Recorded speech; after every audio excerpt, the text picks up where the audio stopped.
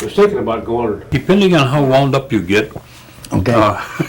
okay. They normally average about 45 minutes to an hour and 15 minutes.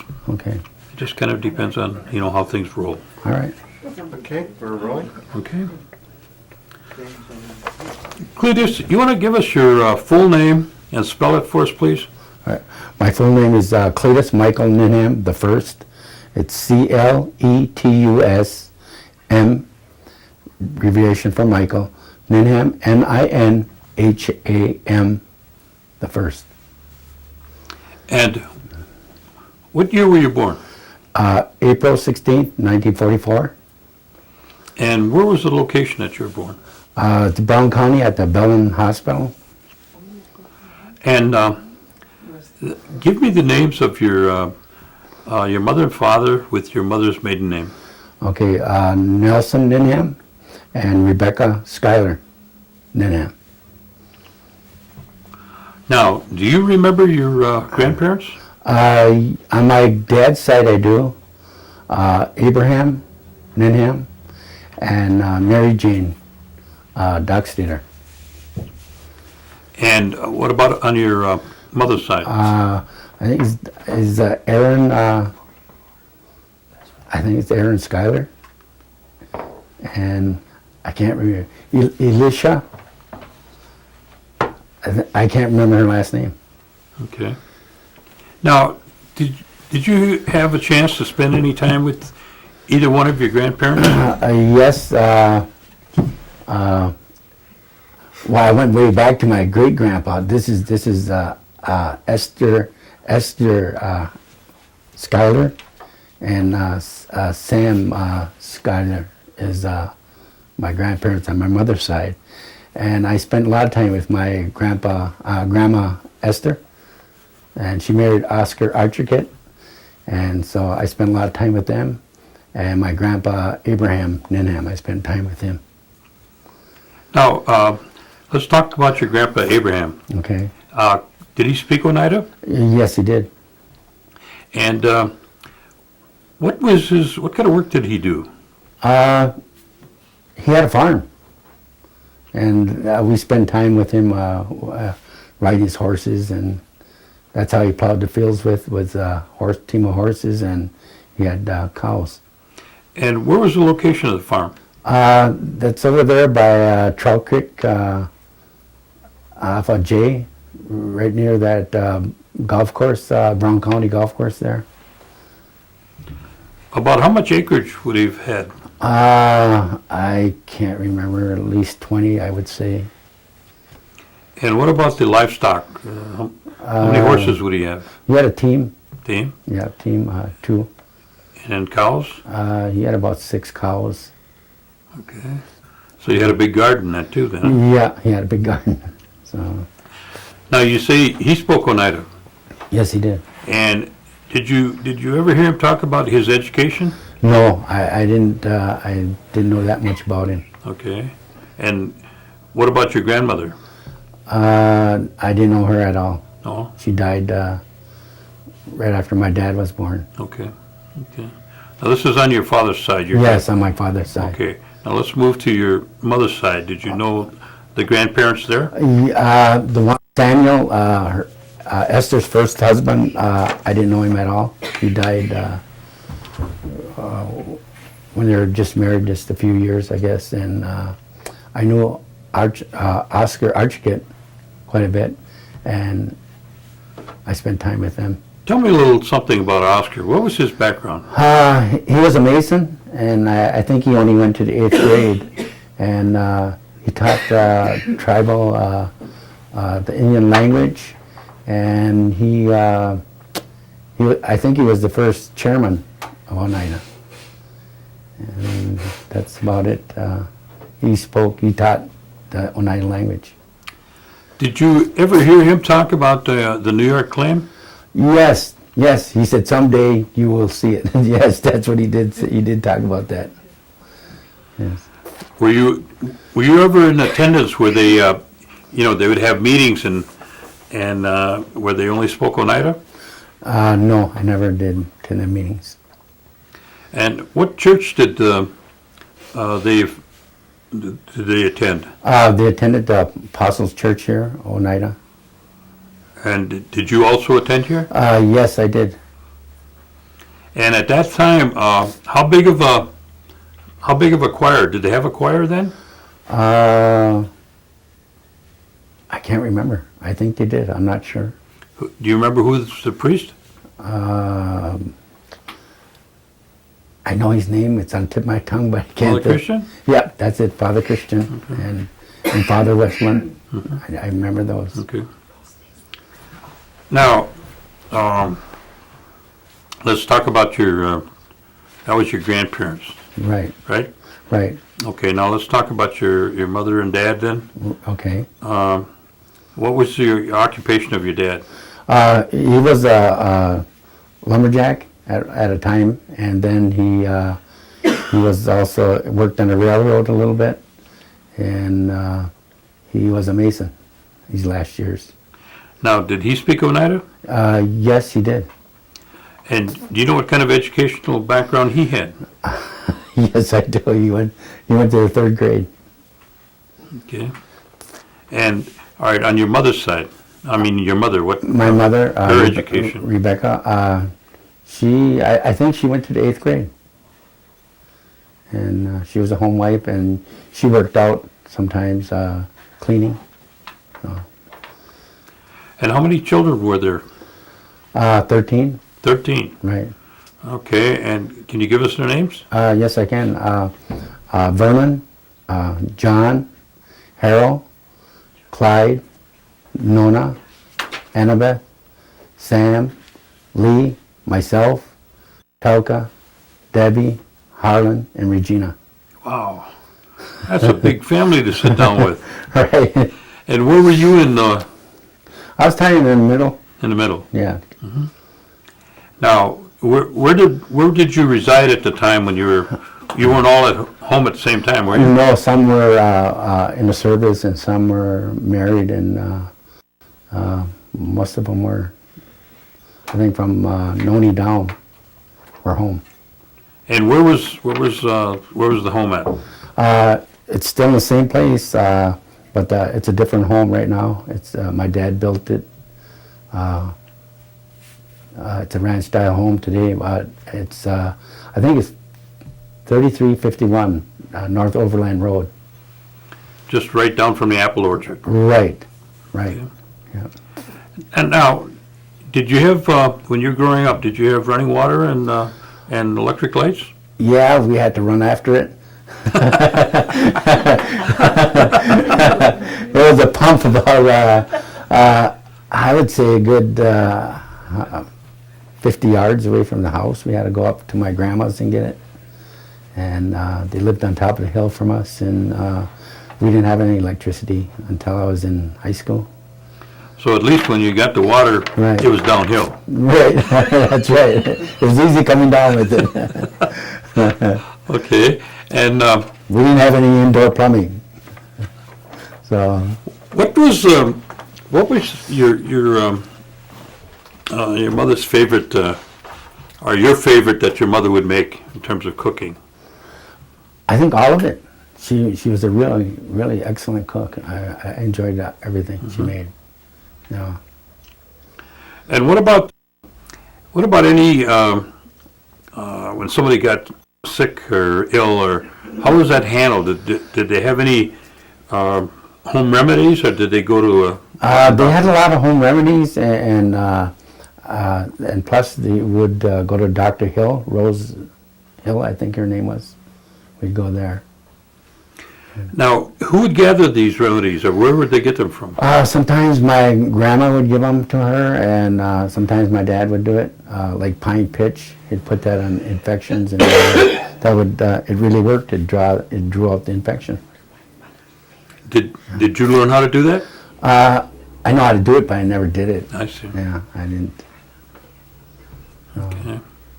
And where did your family shop when they did their shopping? Oh wow, there wasn't much to shop around for. There wasn't really Green Bay wasn't that big, but they went to Green Bay mostly, and Schrader's and the other store that used to be up there, Spike's? Morgan's. Oh, Morgan's, I Morgan's, think it's called. Yeah. okay. And where did you start school at? I started school at the Highview School, and I had an incident with a teacher when I was in first grade. Well, that's starting right off there, isn't it? Yeah, she kind of she actually beat me. Actually, really made my rear end black and blue. My mom went there and said, "Hey, you know, she was gonna do the same to her, but she didn't." And then she took me out and put me into Oneida Mission School.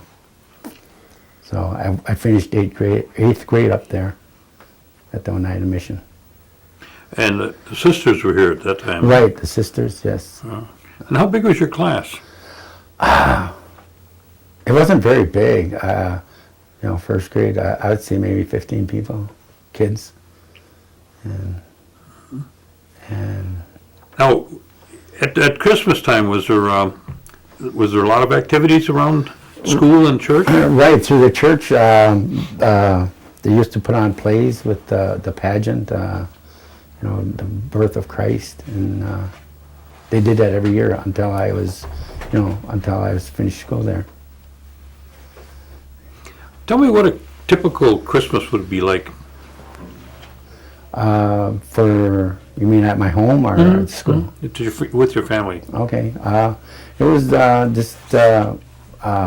remember my dad and them used to buy a lot of oranges and apples and candy, hard candy and peanuts and a lot of mixed nuts and we weren't really well off financially.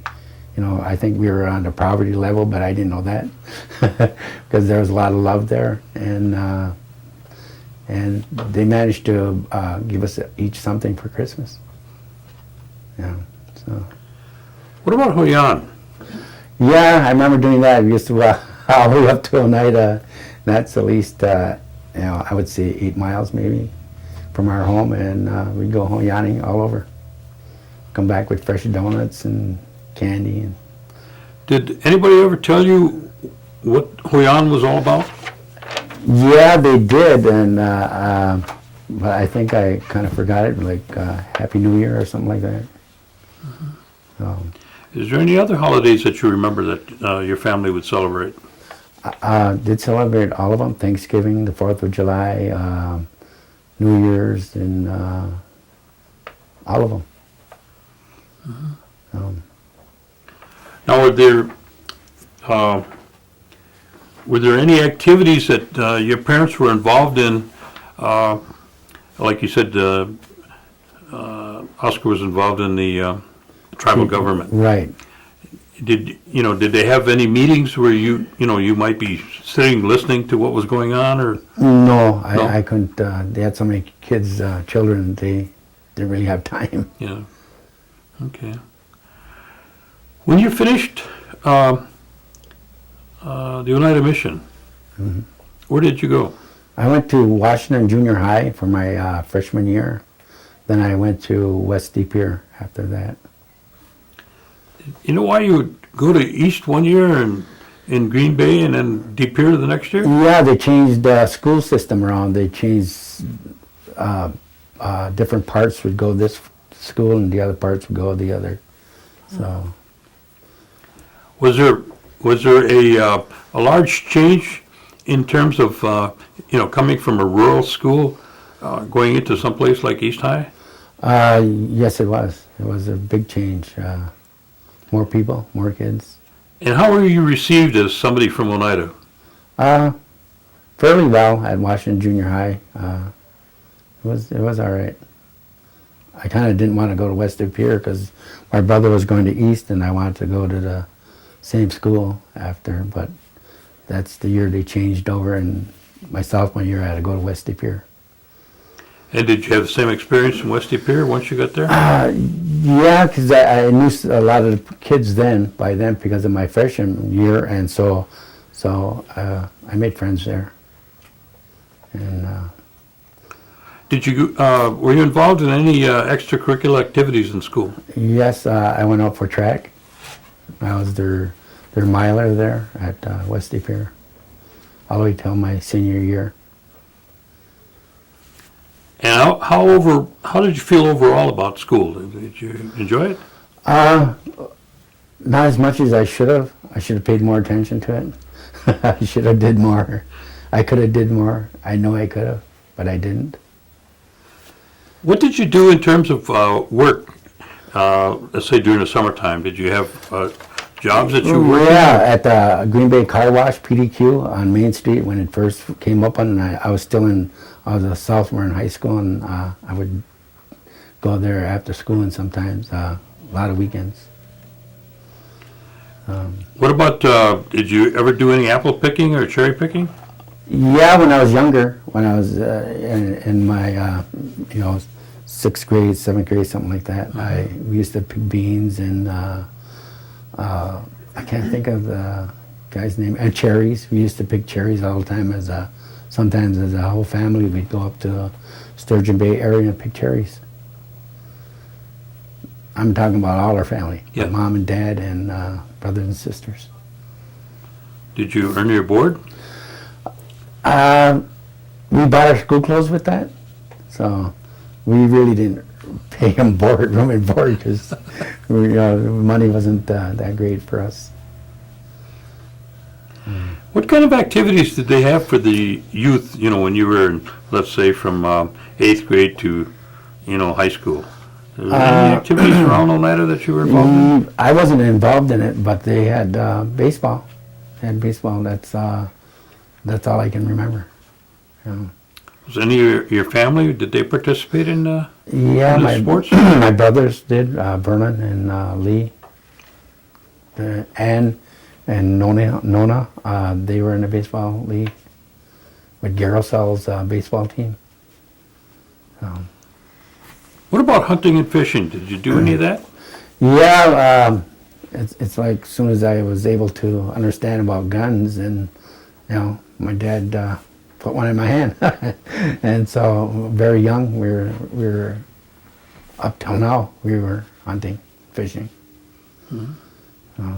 Dad taught us how to trap. He used to trap in the winter also. Now, did they have any?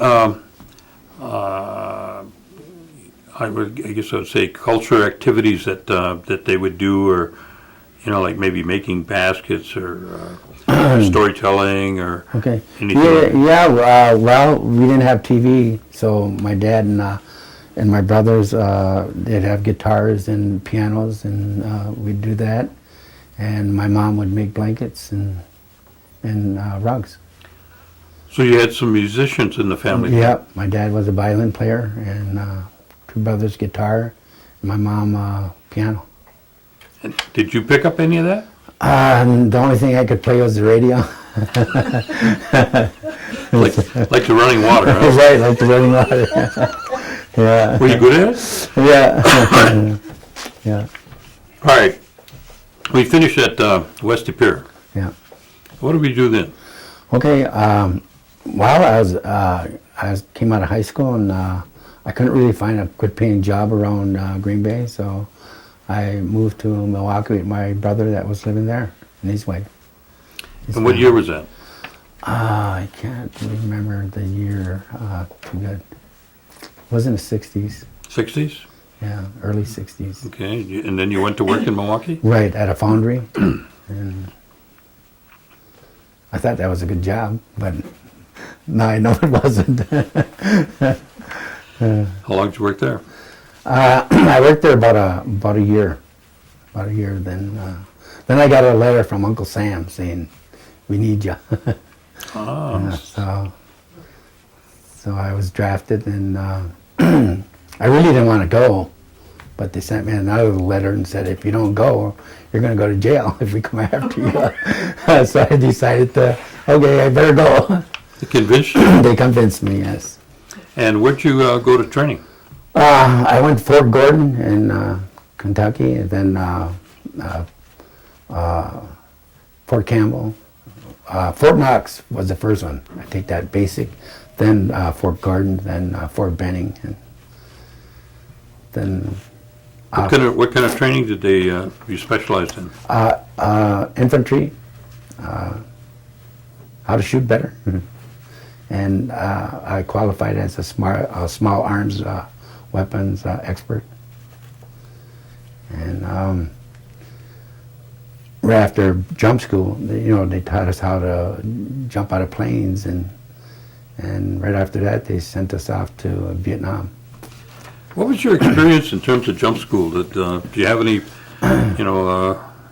anxiety in terms of jumping out of that plane? Not really. No? I seen everybody else do it, and I said, well, they're doing it, I can do it too. So that was my attitude for everything I did. If they can do it, I can. So, no, I didn't have any anxiety. Do you want to share any experiences with us when you, after you left jump school? Okay, right after jump school, they sent us to Vietnam, our whole company, a couple of hundred people, men, and they said, you're not going to have any leave because you might not come back. So they said, no, leaves are all canceled, and they sent us right to Vietnam. And so we were assigned to the 173rd. As soon as our feet hit the Vietnam, they changed us over to the 101st Airborne. And so off we went to different companies. I was assigned to Company C. They called us Cobra Company because they didn't want to be called Charlie, because that's what they named Viet Cong, was Charlie. So they named us, we took on the name of Cobra Company. And what was your particular job to be responsible for? I was, they put me as soon as I got there, being an Indian, they knew that, and so they said, wow, you're going to be good at a point man, and that's the guy that goes in front of the company 25 yards, and they made me a flanker, the one on the side of the left or right of the company, and they made me a fire team leader, and I was actually a PFC doing that, and even they put me as a squad leader. Because when we went into combat, a lot of our COs and sergeants didn't make it, and so they put me up doing a whole squad. It's a big turnover, huh? Right, and a PFC. They didn't give me the rank, though. No rank. No rank. So, Now, do they use the term in country? What does that mean? in country, like staying in the United States, I believe. Or when you're over there? When you're over there, that was, I don't really remember. Oh. You know, some of the things I don't But would they remember. send you out or did you stay at a base camp or? Okay, a base camp, we didn't have a base camp for 6 months. We were just like a recon platoon, a company. We'd go out on search and destroy missions all through Vietnam. Sometimes nobody knows about it, but Cambodia too. And we spend a lot of times out in the jungles. And So you stay in the field then? right, we stayed right in the field. The ground was actually our bed. You know, we just slept there. When you sleep at night like that now, how would you set up your camp? Being in, there's no organization in terms of no buildings, Right. facilities. Well, we'd make a circle, sometimes they'd put me out in front, about 100 yards out in front, all by myself with a scope, with an infrared scope, and I'll sit out there. It's called an outpost, and I did that. So Indians were supposed to be Indians able are to see supposed better too, see right? better, right? That's why we all wear glasses. Right. Yeah, and yeah, it was very hard being out there by yourself when you could hardly see in front of your face. You know, And how old were you at that time? I was 23, 23. right? So pretty young then. Yeah. Were the majority of them about your same age? A lot of them were younger. A lot of them were younger. Even we had one guy who was 17. You know, he lied his age to get in, and he got in.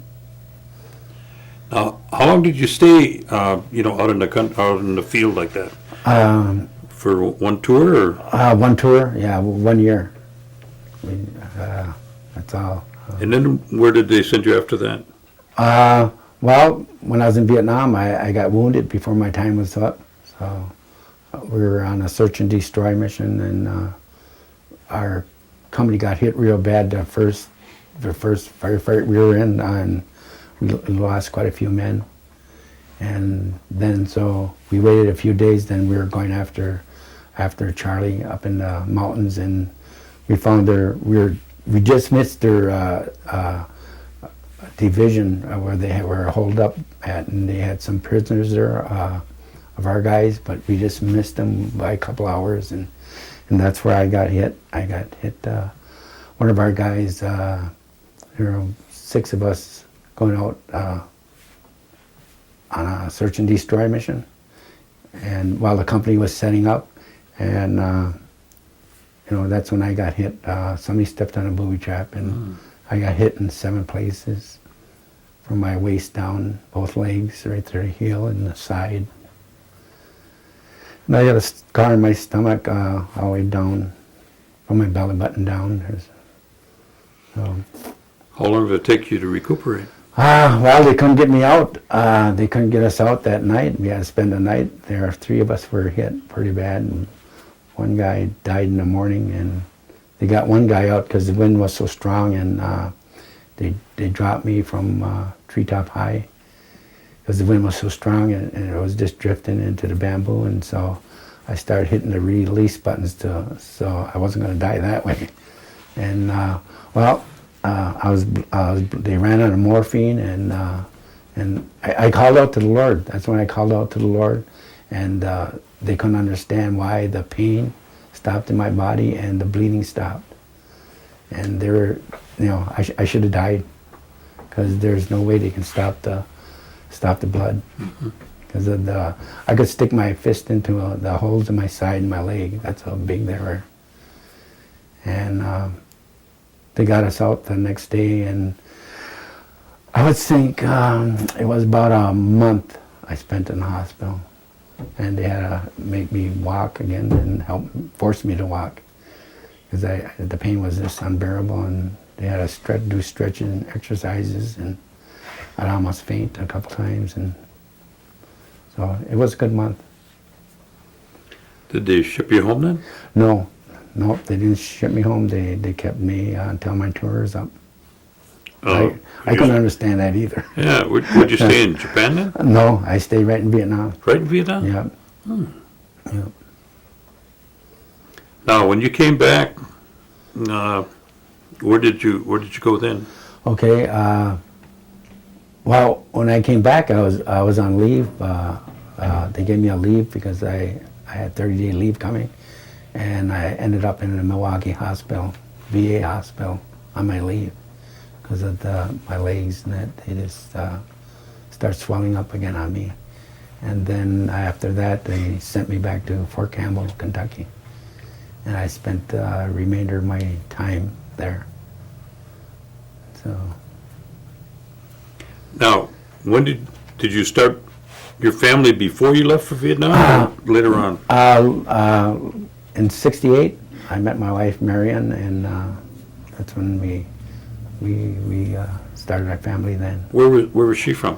She's from De Pere, Wisconsin. Now, you went back to Fort Campbell, you said? Right. And then from there, where did you go? I came back to Green Bay. Green Bay. Right. And that was what year? I think it was 66, 67. 67. Okay. It was 67. And that was, what, a year or two before you got married? Right after I came back. I was discharged in 67, and 68 I met my wife, and we were married in November. And what were you doing at that time in terms of occupation? When I married her, I was in construction, working with Reliance Construction. I was just labor, but I run the equipment too. I run the heavy equipment like the rollers and a small grader. Where'd you get that experience? Did you get that in the military? Or? No, my brother-in-law showed me. His name is Donald Ness. He showed me how to do this. He showed me how to drive the dump trucks and stuff too. So that got you into the construction trade? Right, that got me there. And so... And how long did you stay with the construction work?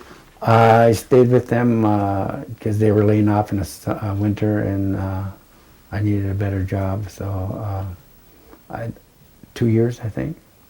I stayed with them, and then I went to school for driving tractor trailer, and then we moved to Milwaukee, and I'm trying to think here. I started working for a car company. C&J, they were called, out of Milwaukee, hauling cars. And that was one of the better paying jobs I ever had. Do you have any children? Yes, I do. I have three children. And their names? Tammy, Cletus, and Amy. And about how old are they now? Tammy's, I think she's 34. And Cletus is 31, and Amy died when she was 4 months old. Do you have any grandchildren? 2 of them. 2. Yes. Now, were your children? Did you pretty much raise them in Milwaukee then? No, okay. That's that's a long story. Well, my wife and I started having trouble. We thought things would be different if we moved away from there. We moved to Nevada, Reno, Nevada, and our marriage wasn't working out. We got divorced there, and then we moved to California, San Jose, and that was around '79. And I was hauling cars there too. I got a job driving for insured transportation, hauling cars up and down California, parts of Nevada. And anyway, things didn't work out for my wife, and we got a divorce, and she moved back to Green Bay, and I stayed in California. They sent me down to Long Beach because they started a new branch there in Long Beach, and so I became the number 2 driver down there, and I was making pretty good money there, but that's when I accepted Christ into my life, and it's called born again, being a born again Christian. And so I did that, and I just started praying for my family. God would put them back together, and he did. So my first and second wife is sitting over there, and God did put us back together. And her name? Is Marion. And she's from? She's from Green Bay area, Deep Ear, and we got back together. I came back to Wisconsin. We met up, and we got remarried in '83, and that's where we've been living ever since. Is in Green Bay area. Well, now we're moving in. We live at right up from my mom's place, 3341 North Overland Road. Right back by the apple orchard. Right back where I started. Right back where I started. Yeah, but you got running water now. Yes, running water, indoor plumbing, and a big difference. TV. Do you want to share with us your experience in terms of, you say your religious experience? I mean, Okay. you said these things came to you, and Right. and did you begin to do active service in the ministry type of thing then? Or? Yes, right now we're called Dupree Ministries. We go into nursing homes and other churches and other reservations, and we go quite a bit to the Oneida nursing home. And we're ordained pastors through the church we go to in Green Bay. Little Swamico, they moved out there. Did you have to go to school for any of that? We're going to school right now. I see. We're going to Bible college right now, both of us. We should be graduating in March. Oh, is that right? Yes. Oh. So we'll have our degree then. Good. And were you able to do this on a full-time basis, or do you still have to do other kind of work then? Well, actually, I'm retired because of the war wounds I received. I came back. I started driving truck in Green Bay with American floor covering, and in '99 my legs started swelling up again, and so I had to stop working. I couldn't do it. I ended up in a hospital for 21 days.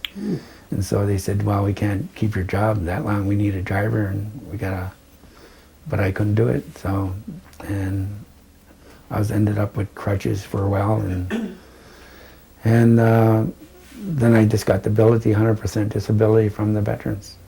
And so. Are you presently involved, or have you been involved in, any of the veterans organizations here? Yes, I belong to the Veterans Foreign Wars and Disabled American Veterans. Now, what kind of activities or types of things do they do in their functions? Well, they try and help people. The Oneida veterans, they just people that are having a hard time, they'll help them, and they go to funerals and grave sites and just give their condolences to the people that are hurting. So. Have you had any opportunity to be involved in any of the tribal activities outside of the veterans? No, I haven't. That's the only thing I do. Now, do you utilize the health center, or do you pretty much deal with Wood down in Milwaukee? My mainly provider is Oneida Health Center. Oneida Health Center. Right. Now, do you feel that that the services and the things that they've, the tribe has put together for the health center has been of a benefit to the community? I know I can speak for myself. I believe it is. I know it is. They really helped me out. What's your feeling in reference to the casino in terms of where it's at and what it does in relationship to the tribe? I really have no comment on that because I really don't know. But if they're helping them, what can I say? Mm-hmm. All right. What about any kind of services that are provided for the elders? Do you get a chance to be a recipient of that at all? Yes, we actually worked with Faith in Action also. I forgot about that. We worked in Faith in Action. We go, and that's a good thing they have here on the reservation. They go help elderlies, people that can't get to doctors and grocery stores, and just to help them. How large your organization is it? Faith in Action is, I really don't know if they have a board, but they have about 20 or 30 volunteers, and they could really stand some more. Mm-hmm. Okay. What about the education that the tribe has put out in terms of, providing people that want to further their education or, just get some education? Have you been exposed to that at all? Yes, I believe that's a good thing because, like I said before, if I would have had the education, I would have had better job opportunities for myself. If I would have, finished high school and went into college, that's a good thing. I believe more education is better for people. What's your position in terms of, the tribe talks about sovereignty. Do you have any kind of a feel in that and what that means and how that comes into relationship with the tribe? I really don't. All I know is that what we're doing as a nation, it's a great thing we're doing. It's to be set apart. I believe that's a good thing. Okay. And what's your feeling about the per capita payment? I really have no comment on that either. It's whatever. If it helps the tribe, fine. Mm-hmm. If it can help the people. What kind of advice do you have for the young people following us? For the young people, I would say, stop searching for things that are going to hurt you. Get an education, stay away from drugs, alcohol, tobacco. That is going to hurt you when you get older. So that's about the advice I can give to young people. And who do you think has been the one or more biggest influence in your life? Maybe it's more than one person.